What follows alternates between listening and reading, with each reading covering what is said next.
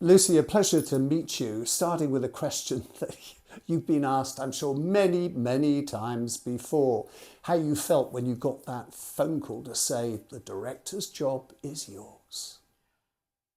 The recruiter asked if I was sitting down, and she said, "I'm about to change your life," which was, you know, such a nice thing to say. And it is actually so incredibly true, because with the amazing news of getting the job, it is also a full life change, because my family and I are moving to Bath, to Somerset, which is my husband's home county. So we've had to go through looking for schools and looking for houses, as well as changing jobs. The way it started is I actually started working with a career coach a few months ago, and she asked me on my first session to describe my perfect job. And I said the perfect job would be a sort of stately home with a really interesting collection, something that I'm really kind of fascinated in. And it would have grounds that we could do commercial events with.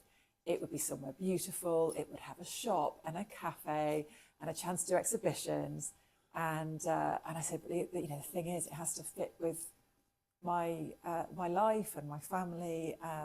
And she said, "Oh, well, how many of those places that you're visualising are in southwest London?" And I said, "Well, none." And she said, "Well, maybe let's park that dream and let's go for something else, a bit more, realistic, for a few weeks." And lo and behold, a few weeks' time, I'm sitting at home with my husband, and I said, "Dream job, the job I described is going." And he said, "Where is it?" And I said, "Bath." And he went, "Oh, I'd move to Bath." He's a hill cyclist, so this is absolute heaven for him. Yep. And then fast forward, and here I am. I am in the dream that I thought I might have to park for a few years. They had a transatlantic search for a Yeah. new director. Why do you think they picked you? Oh, well, that might be better to ask them. But I suppose I was part of the team that worked to transform the Jeffrey Museum into the Museum of the Home. And that's a museum that was well known for its period room sets. And we wanted to bring those to life in a relevant and contemporary way, and really explore themes of home and move it beyond a conversation about furniture history, which I think we did really, really effectively. And I was part of that team and working with all the different aspects of the museum there. I'm also chair of Turner's House, which is a beautiful, historic Georgian recreation. We celebrated the 250th anniversary of Turner this year, so not unlike celebrating the 250th this year. And my role at Turner's House is to re-strategise and turn it from being a period set to being a living, breathing museum that brings Turner the man back into the house. I've worked at the Serpentine, so I've got a kind of contemporary angle, and in fact, have a sort of connection between the Serpentine and Hauser and Wirth just down the road. And then I was International Development Director at the British Council, so working on all kinds of art, heritage, music, theatre, dance projects globally. And of course, National Trust. So have worked in a historic setting, passionate about history of food. So my dad was an antique dealer and a museum designer. I'm passionate about antiques and collecting and textiles. Lucy, so it feels like lots of things have I come tell you, together. if I was on the selection board, I would have gone tick, tick, tick. The job is hers. Oh, and half my family are American. So I was going to get around to that. Yeah. You also have great communication skills and know how to handle people, because you come from a journalistic background, I understand. Yeah, I started off in local radio when I was quite young. I don't think they really knew quite how young I was.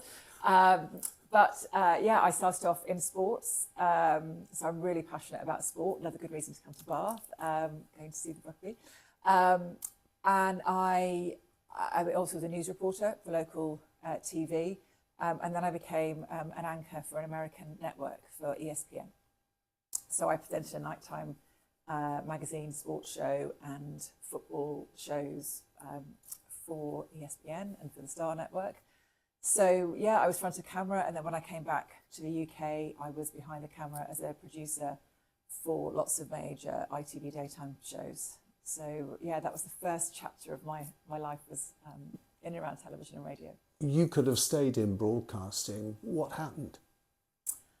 What happened? I just am someone who takes opportunities as they come. And I actually was taking a short break. It was intended to be a short break skiing and cooking in France. And an opportunity presented itself to run a business out there. And I literally thought, that sounds quite fun. And by complete chance, ended up running a chalet business in France for a few years. So restoring historic buildings and then doing all the marketing and hosting big corporate events in the Alps. I am probably the only person who spent 5 years in the Alps and can't ski. Absolutely terrible skier. So I've enjoyed watching the Winter Olympics.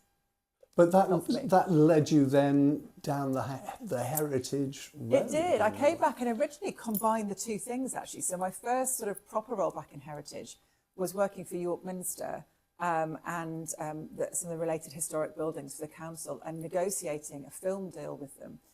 So they've been offered an opportunity to be part of a big costume drama, and came to me and said, can you help facilitate, negotiate, what should we be getting as a donation? How does this happen? So yeah, my first sort of role in heritage was to close down York Minster, which was kind of hadn't really been done before, and work between them and the film company. And that I then took a job at the National Trust, and the rest is, you know, the rest the next chapter is part of your history. Yeah. Now you mentioned the Museum of the Home and the transformation there, and you said something about it, that it's not just a collection of furniture, but these are spaces that tell stories. There are lots of period rooms below us in this museum. Is top of your to-do list in any way to change what's here or to improve what's here? I'm not rushing in to change everything here, for sure, no. I think that it's a time to reflect on what is the needs of the Bath and surrounding areas community. What do they want from this museum? And that's something that I would like to ask them. So what do they want from us? And also, what do we want to say about American heritage and culture right now? So when Dallas Pratt founded this museum, it was to sort of challenge some of the preconceptions or misconceptions about a glamorized Hollywood America, and how might we really explore the shared love of heritage and arts and learn from each other.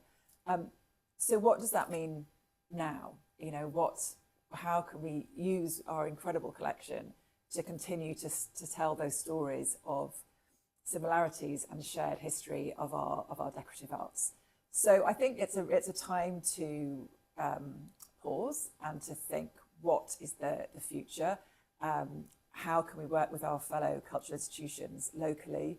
I really want to hear from people locally about what they want from us. You know, museums are collaborative community spaces, and I want us to be welcoming to everybody. So I think I can't tell you what will change now in terms of what you see. What I felt when I first came here as a 7-year-old was a sense of sort of magic and awe and a warmth that I oddly, and I don't know why, never forgot, because I was taken around museums everywhere. And I don't know what it was, but I always remembered this place and coming here with my family. And for me, museums have transitioned, as everyone knows, you know, from being custodians to being educators to being collaborators. And we're now in the next chapter where we should be fully we should be giving over our spaces and allowing people to come in and be represented and to see themselves here and to exhibit here and work with us in a space that's almost beyond collaboration. Because I think initially, you know, the last 10 years, museums have still been places where they say, well, you can come and work with us. But I think we should be going out and saying, what can we achieve together? What's the purpose? And that's what I want to bring here. I don't want to lose the amazing warmth and the uniqueness and the kind of magic of this place. But I do want to invite people in, and I want to go out more with our vision and collection. Obviously, this year's programme was put together before you got the good news about taking over on March the 1st as the new director. But looking ahead, one of the issues facing this museum has always been its location, that the Holborn moans about being the wrong end of Great Pulteney Street, but you are outside the main city bowl. And I'm wondering now, apart from that issue, which is something I'm sure that you will think about, this is the 250th anniversary of the signing of the Declaration of Independence, but I'm just wondering whether, apart from the geographical issue of actually getting here, whether the political situation in America is also something that might affect you. People might be quite not so keen to come and visit something American. Do you think that is an issue? I mean, museums have certainly become political. I mean, we've got Bath Preservation Trust, Beckford's Tower, and this retelling of slavery. I'm just keen to know how you feel about that. I think what they're doing is amazing, and we absolutely need to tackle and remember our shared histories and the challenges of our shared histories. I was at Anne Frank's house this weekend, and I was really obviously struck by the quote there from her father, Otto, who said, we never should forget what's happened, and we've got to learn from it and go forward. So I think museums have an absolutely crucial role in telling historical stories and making sure that all voices are heard. And I think, to go back to what I just said, I think we need to be reflective of what our founder would be including and talking about and thinking what reflection he would want to be presenting of America now to a contemporary British audience. But he was doing it through a lens of decorative arts, and he was doing it through a lens of shared stories using arts and heritage. So whereas when I was at the Museum of the Home, and we worked very much in that sort of political space of addressing issues connected to the home, like domestic violence, like food poverty, like homelessness, they were very kind of ripe issues. I think for us here, we are wanting to celebrate all voices and all different nations and cultures and heritages that we both have in common with the States, but also are very unique to the States that we need to be celebrating. But that will be through a lens of decorative arts and contemporary art. So I don't see as becoming a political campaigning museum. I see as one that is celebrating a variety of voices and stories from across the States. And a place celebrating an America which is much bigger than just the events of Washington, D.C. Absolutely. And we at the moment historically stop at 1860 in the permanent collection. Our current exhibition and our exhibitions present a more contemporary space. But we've been here for many presidents' duration, and we will be here for a long time to come. So I think we're taking an overall view of the heritage landscape. Another job that you will have, and you will be going backwards and forwards to America in the coming years, I'm sure, is you've got to go out and raise funds, haven't you? You've got to go over there and chat up wealthy Americans to support what is a unique institution. It's the only celebration of America outside the States. Is that part of your job you're maybe not looking forward to so much? Oh no, that's my absolute, I can't wait for that part of it. I was showing a group of Americans around yesterday, in fact, and I really enjoyed seeing the museum through their eyes and showing and sort of watching what objects and pieces they were really drawn to and how excited they were. And of course, because it is the 250th year this year, We have got specific objects highlighted, and a lot of conversation around the Declaration of Independence. So no, absolutely, there is, as you mentioned, there is a lot of fundraising that needs to be done. At the moment, a lot of it's done in the States, and we have a team out there, but we need to really also start really looking at our fundraising in the UK to bring in extra resources. But yeah, it's not asking people for money. It's not going out cap in hand. It's inviting people in to be part of our conversation. And I've always approached philanthropy like that. I've raised over 100 million for various charities so far. And it's, people that have a shared interest. And if you can share your vision with them and they love something, in my experience, those people that are deeply involved in philanthropy are looking for ways to be involved and become part of communities. So if we can make this place a really engaging, warm, inclusive space that people want to be part of, then actually that's what we're doing. We're saying, come be part of us, and we can help you achieve what you would like to achieve with your generosity. So I don't see it as going out sort of begging. We obviously get an awful lot of American tourists visiting Bath each year. Is there any particular tactic you have in mind for persuading them up the hill? Well, I think visibility and working closely with my other colleagues in Bath is going to be a crucial part of that. I need to go and speak to them and meet them. I mean, I'm very, very new in, as you sort of rightly said. I don't really start properly until Monday. And I'm really keen to talk to as many people involved in tourism in the city and to actually get out there and talk to as Americans and ask them, what do they want to see here? The people I spoke to yesterday were just fascinated and said, to come here and be so surprised was really exciting to them. So I think kind of that intrigue and excitement and to just delight people. Americans or Brits or wherever people come from in the world, we need to delight, inspire and excite them when they come here. And I want them all to leave with that fuzzy feeling that I had as a 7-year-old. And that's quite difficult to pinpoint what that is. But if we can generate that, then we'll be all right. Yeah, so that's quite ironic, actually. It's almost as though you're coming home. Yeah. That 7-year-old had no idea where she was going to be when she grew up. You mentioned your American connections. You said you are half American. Half my family are there. So I've got uncles in Texas, my brother's in California with his wife, and my niece and nephew who I'm really close to. I'm really close to my sister-in-law's family who are in Texas as well. So they used to be in New York, so I'd spend quite a lot of time there.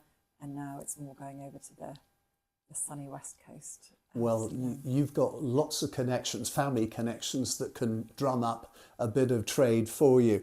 I hate to be talking about legacy when you haven't even started the job, but you and I met before we sat down to do this. I mentioned a former director, Richard Wendorf, and I said that the gardens around the manor house are his legacy. Would you like to think you leave a legacy when at some point in the distant future you leave this place? Can people decide that themselves? I don't think I would ever want to take a job thinking that I leave a legacy. Yeah. You don't want to come in and demolish the place straight away. No, not remotely.